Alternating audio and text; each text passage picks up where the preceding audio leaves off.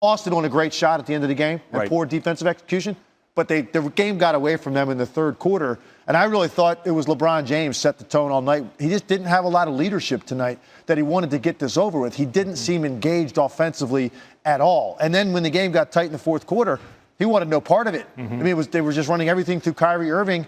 LeBron James was facilitating a little bit. But where's the freight train that we've seen for 10 games that just dominated his matchup every time down the floor? He didn't seem tonight like he thought they needed him to do that and they could still win the game. I said it earlier this afternoon. I thought this was going to help Boston offensively, having Isaiah Thomas off the floor, because you have a limited player that's 5'9", that everything revolves around, that's ineffective. They took him off the floor. They started Marcus Smart. They had a bunch of healthy guys on the court, and they played with nothing to lose, and they played free and confidently, more confidently than the Cavs did down the stretch. Of course, we'll head out live to Cleveland. Kevin Connors is there with PJ Carlissimo, and, of course, we'll have live news conference coverage as well. Yeah, LeBron played 45 minutes in this game, didn't make a 0 for 3. Cavs scored 21 points in the third and 21 points in the fourth. I mean, their offense got worse. Kevin Love got the great start. Then you mentioned it was through Kyrie. LeBron just seemed to want to kind of take a day off, conserve energy, and have those guys win it tonight. I don't know if that was a master plan he wanted to do, but I'd be curious to hear his words tonight. He came out at the start of the second half. To me, he looked like a guy that was bored. Yeah, bored's definitely the word. That's how he looked, bored. We're going to win anyway, so we're fine. I'll just let other guys do it. The problem is when you've played a certain way for 10 games, because Kyrie Irving really hasn't had a big series. No. He hasn't had moments in the series, really, where they asked him to do what he was asked to do tonight in the fourth quarter. LeBron just has been doing it. 10 games, I'm going to dominate. Everybody play off of me every time up the floor. I've never seen a guy so laser focused. Tonight, that was just not there, completely absent. I'll be shocked if he doesn't put it on himself. Right. Because I think he's at that stage of his career to accept the responsibility of that.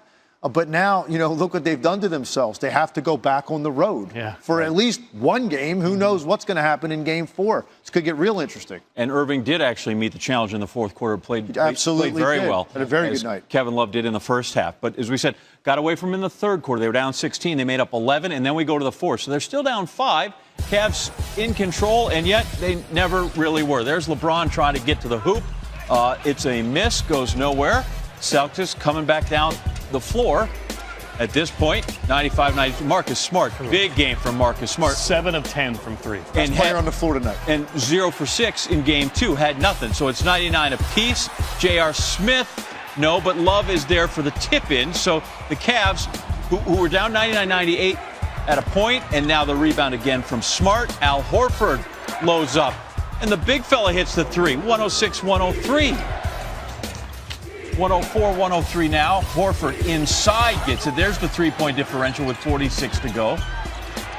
LeBron out to J.R. Smith. He answers, makes the 3. They hit both teams hit a bunch. They each shot 43s in this game. That was a bad decision by Crowder to double LeBron. He wasn't even being aggressive. You give J.R. Smith a wide-open 3. Tied at 106. There's another one we thought. Jerebko, right? There might be your game winner. No. And Kyrie. I mean, nobody finishes like that guy finishes. He does a lot with the ball on his way to the rim, doesn't he? So now it's 108 apiece, and here's the game winner with Bradley, Tim. Looks like it's J.R. Smith. J.R. Smith and Shumpert. It was Crowder and Bradley on a cross screen, and both guys went with Crowder. A miscommunication, and Tristan Thompson tried to react late. But you can't give a guy a wide-open look in a tie game in that situation. That's a complete defensive breakdown on the part of the two guards. All right, here's a little nod to the folks at Joe's and their cheese fries, because Marcus Smart did damage. Set a new playoff career. Field goals and three-pointers, dropped 27 points, most he's ever scored in an NBA game, including the regular season. And obviously, without Isaiah Thomas, there are more shots available. But, Tim, that guy played like a pro. Yeah, he looked so confident, and again, that nothing-to-lose attitude. Marcus Smart was the epitome of that tonight. He came out early, got into his rhythm offensively. He has not been taking a lot of shots in the postseason. A lot of it, again, because you're revolving your offense around Isaiah Thomas. But Marcus Smart came out tonight and said, I'm going to put this team on my back a little bit offensively and at least stand up to the Cavs. Now, despite that, they're still down 16 at half. And in my head, I thought that was going to be 30 by the end of the third quarter. I really thought the Cavs were going to go in, because they didn't play a great first half, and discuss it and say, okay, let's put these guys to bed now, and then we can cruise in the fourth. Let's come out in the third quarter with the right mindset, and they did the exact opposite. Boston came out desperate, trying to save their season and play another day and extend this thing, and the Cavs came out very listless, like they thought they could turn it on at any time. Okay, so where's my head coach in this? I get LeBron's culpability. You explained how you guys thought he played. Where's Ty Lue? Let's get a timeout. Let's chew on some guys and let them know this is slipping away, right? At some point, I'm thinking my coaching acumen is guys. And I wasn't in the locker room, but I would put it on Ty Lue, too, because there has to be a sense of urgency at all times if you want to finish this task off the way that you set out to do. And I think this team, not only did they want to be undefeated, once the circumstances played out in this series, they should be 12-0 going into the NBA Finals. And now you've added a lot more work, and you've also now unleashed a team that feels more confident they compete with you. Now, look, Cleveland could come back the next game and win by 25-30. We all know that.